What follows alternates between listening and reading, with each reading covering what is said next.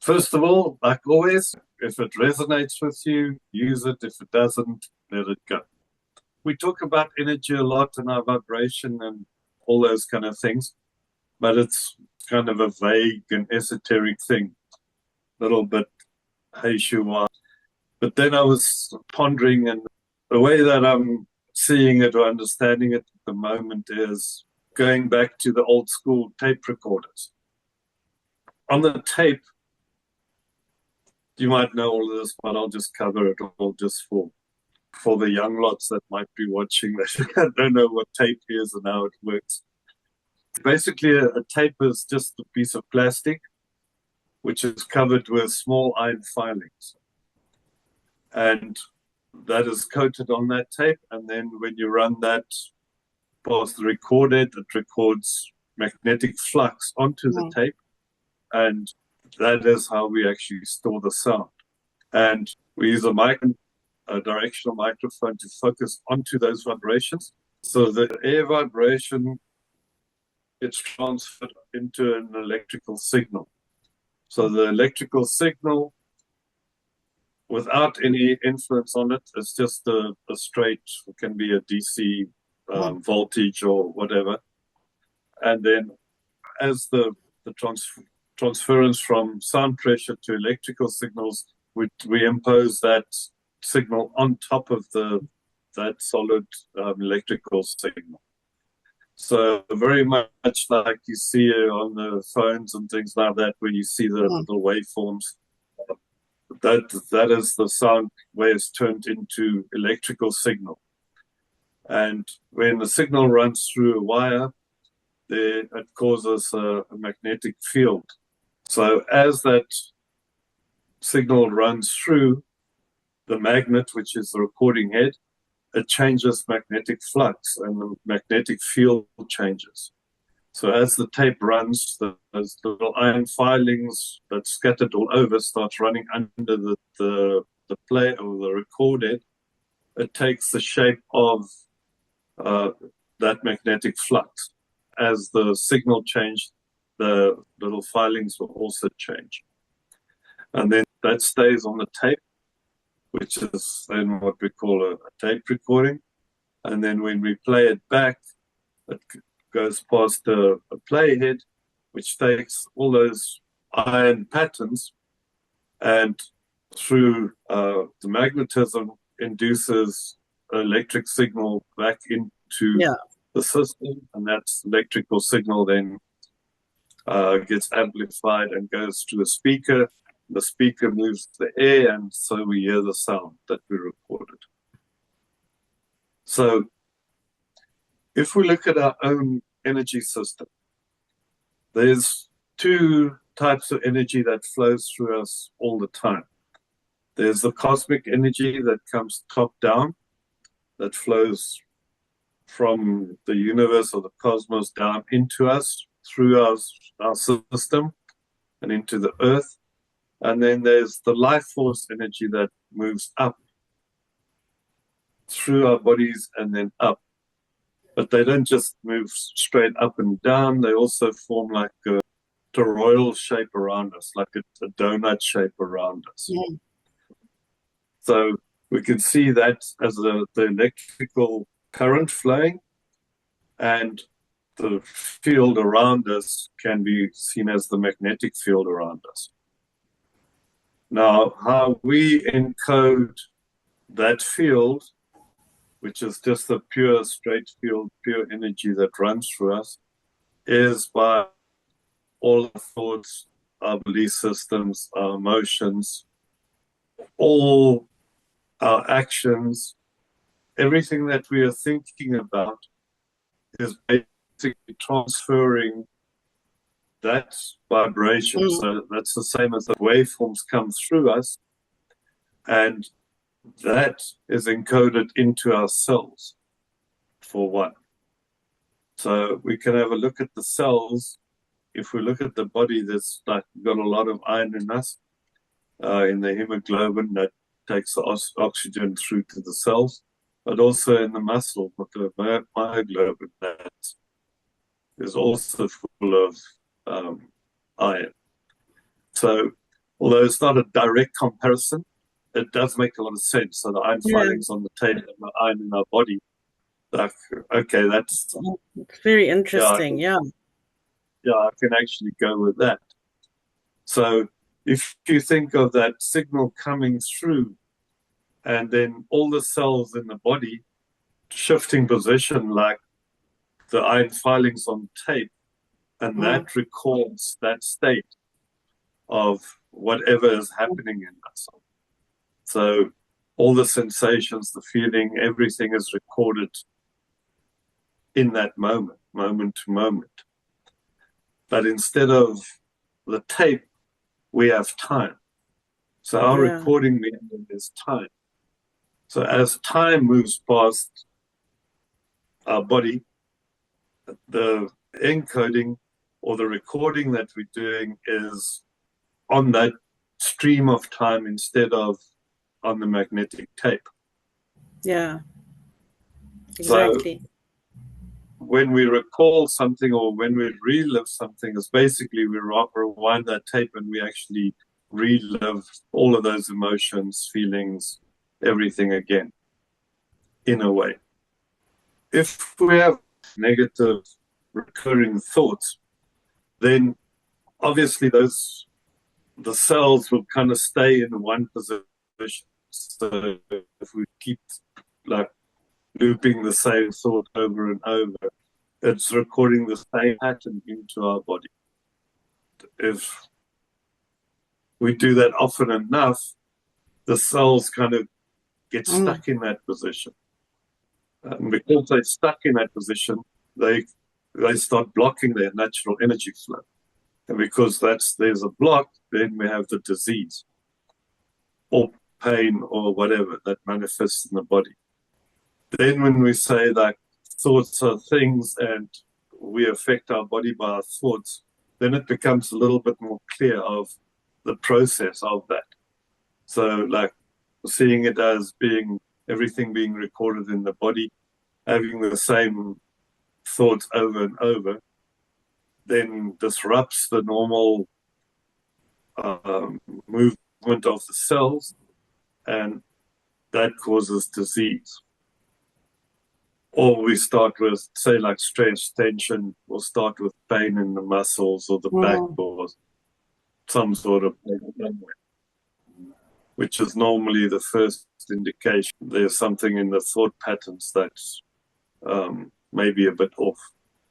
So on the old reel to reels or in the cassettes, that tape is like rolled up on top of each other. So when you take a reel or a cassette, that is the whole album or the whole Yeah. speech or whatever it is.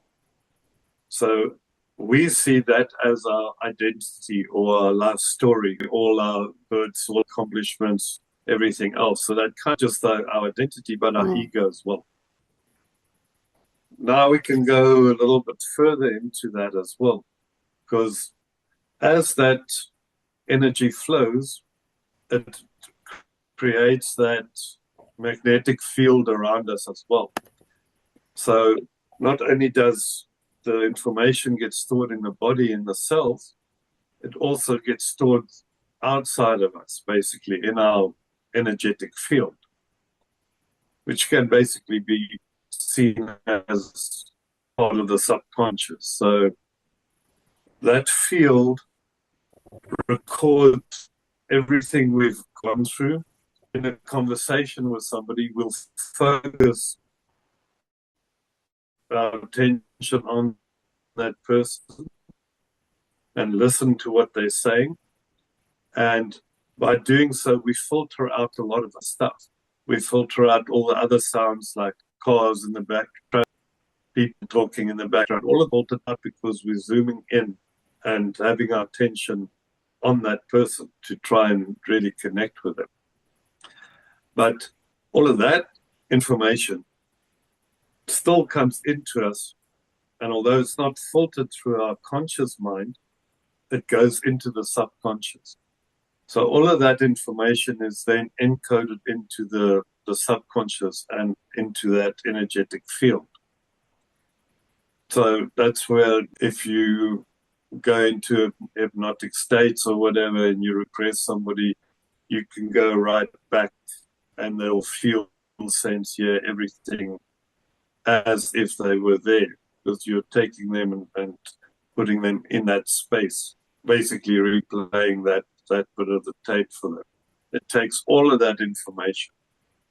So sometimes you'll remember number plates if there's a crash or a drive-by that you can't consciously remember. But if you go into hypnotic trance state, then all of that information can get picked up.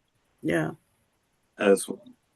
But now, if you look at that as just being like recording the overall picture, so just recording one track, what actually happens is that for every sense that we have, we record all that information on its separate track.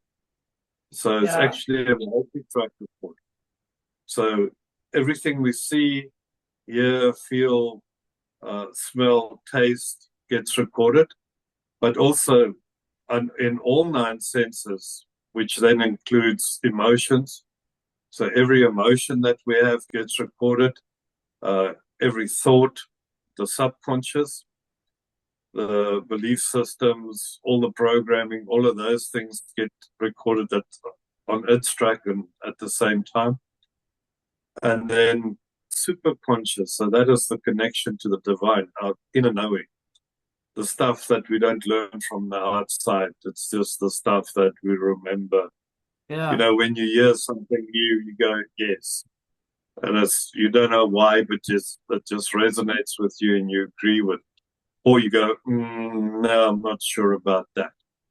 Yeah. So that is the body's way of record on the superconscious to talk to you. And that also gets recorded at the same time.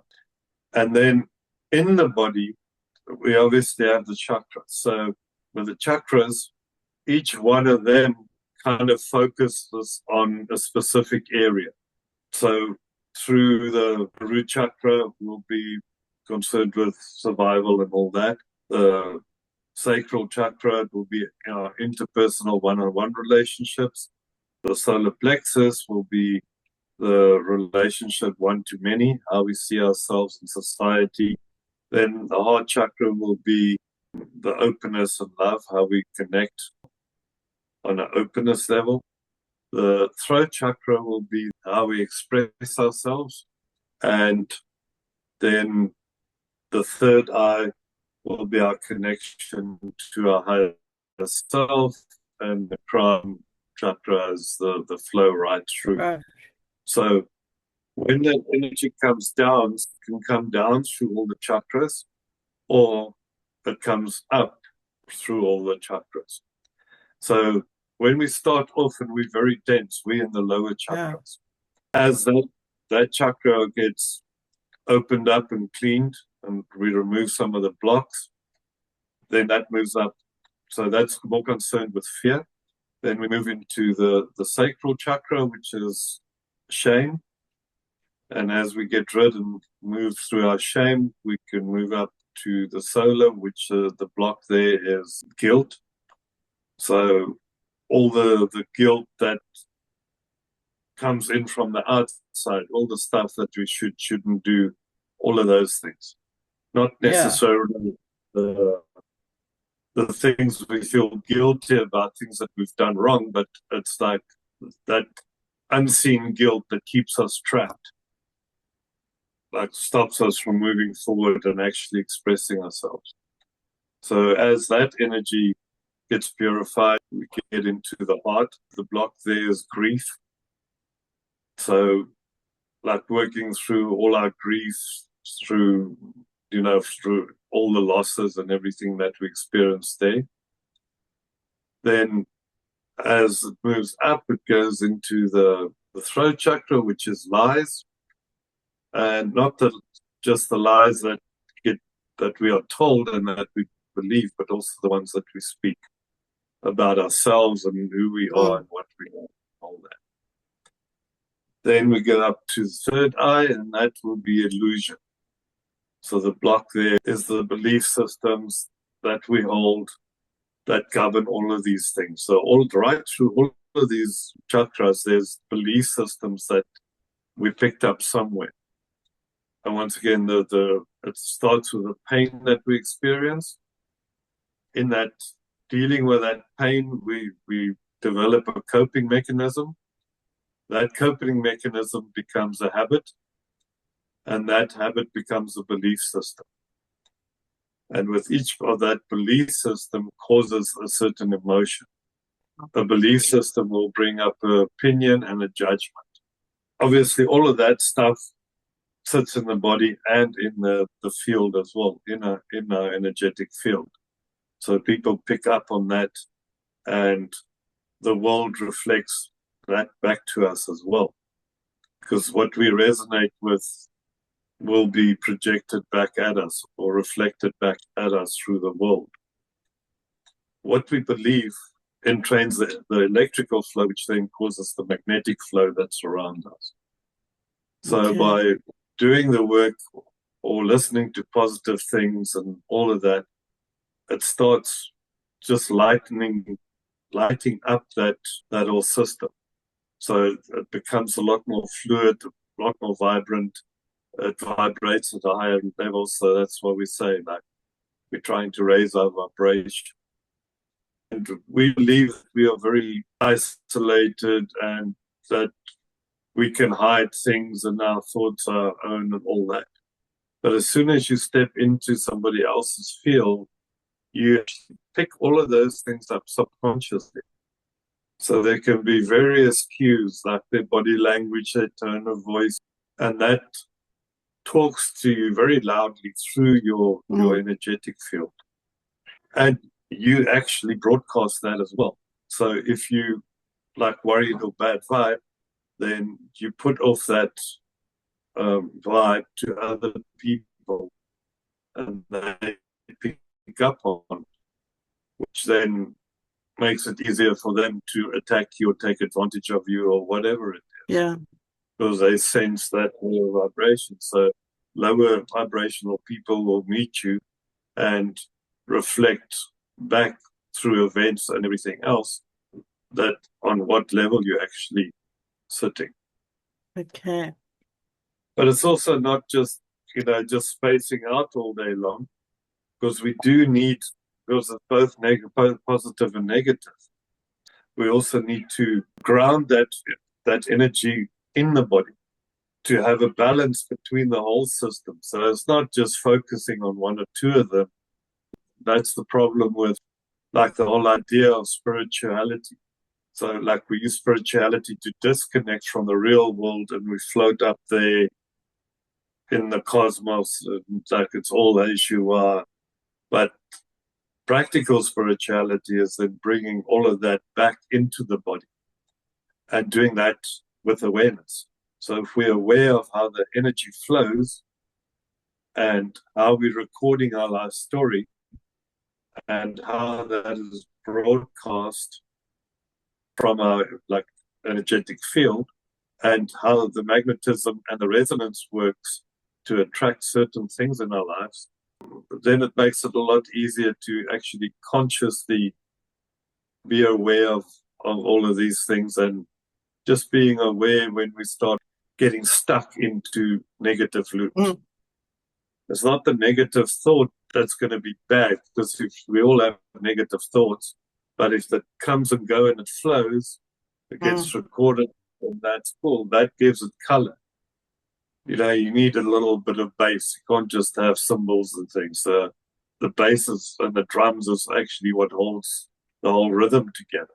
Yeah. So those negative thoughts and lower vibrational states is what actually keeps the whole thing together and moving.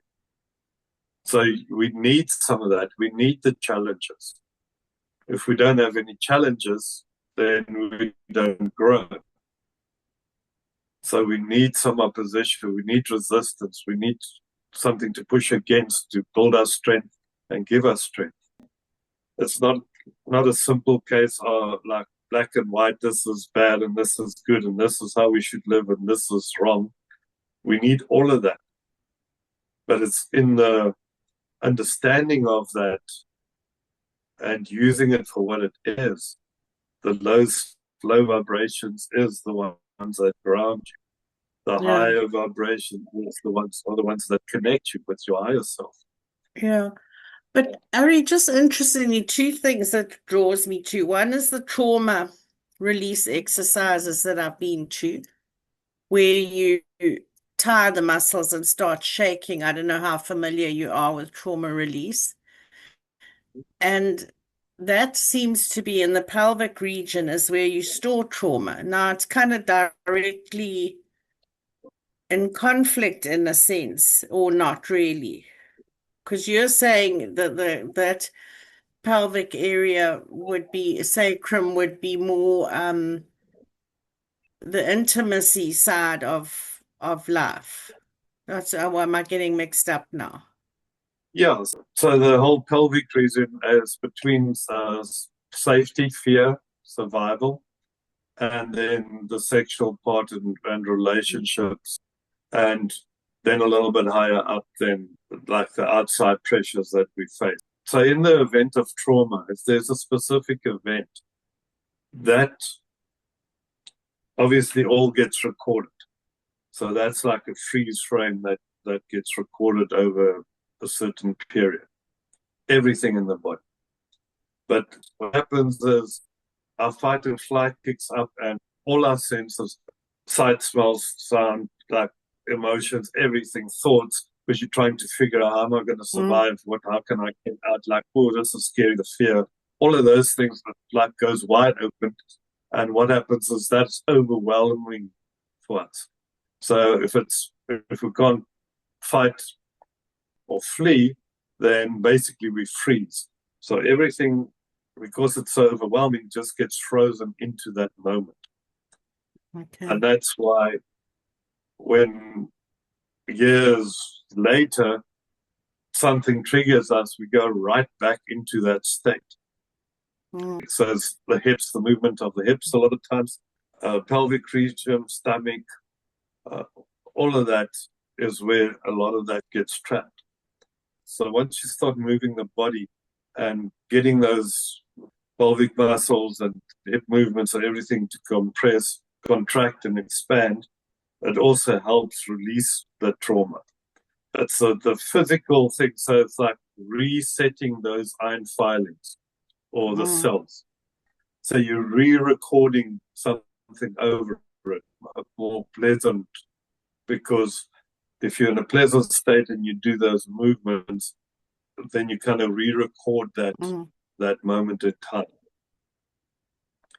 So instead of like the top down of like diving into it, to regressing, putting yourself into that position again, and then working through all that, through that event, like in the form of like analytical psychology, all that kind of stuff, and then retraining through cognitive behavioral therapy. The physical, the somatic way of working with the body is to move that first. And then through that movement and shaking, because like what is shaking? When you see an animal and the little bookie gets chased by the lion, it runs like hell, it gets away, it stands there and it shakes. Or dogs will shake themselves off or whatever. So the shaking is a natural way for the body to release that block and that tension. Yeah. It's just interesting. The other thing I felt when I was going through deep grief and also a bit of anxiety was that it was very much a physical pain in the solar plexus. Yeah, so that is your power center, your personal power. So if you're anxious about your future and all of that, that's the part that will contract, because it's also related to the diaphragm and the breathing and all that. And once again, the fight and flight response. So that's why it's interesting when you experience pain, is to go visit it and ask it, okay, where does it come from? To look at it from the outside. And it will come from an event or a belief. Yeah. or a belief formed around an event. So when you start looking at that belief system, you'll see that it creates different emotions. So if it's anxiety, we experience it in the solar plexus, the stomach. Our stomach feels knotted. But remember, it's always on a spectrum. So the other side of that spectrum is excitement. So when we feel excited, we have butterflies in the stomach. So it's also the same place, but we just give it a different meaning. But if you really look at it, it's the same energy that's moving through that part. That information getting recorded onto that track. So if you think of the chakras or the different systems as different recording tracks, it tells you what was recorded and where you should be looking at it. Okay, so all of that stuff is being recorded on our time tape line. And if we loop that tape and we just play the same bit of tape over and over, that's what we call stuckness or, trauma, actually. That's a very, very good description of it. Trauma, the same piece of the tape playing over and over. That can lead to depression or anxiety. So if we keep going back to the past, that's basically what we call depression. And then if we project that same event happening to us in the future and we fear that, then that is what becomes anxiety. So all of this is recorded in our field and in our system. So somatic work, massage, energy work, all works on different layers on all the different bodies. Because all of these things can also be seen as different bodies that have that information in it. So the physical body, the emotional body, mental body, and energetic body. There you go, you come back. Yeah, well, that's very interesting. It gives you a lot, it makes a lot of sense to me. So I'm very glad to have heard you unpack it. Thank you. Oh, cool. It's a great pleasure.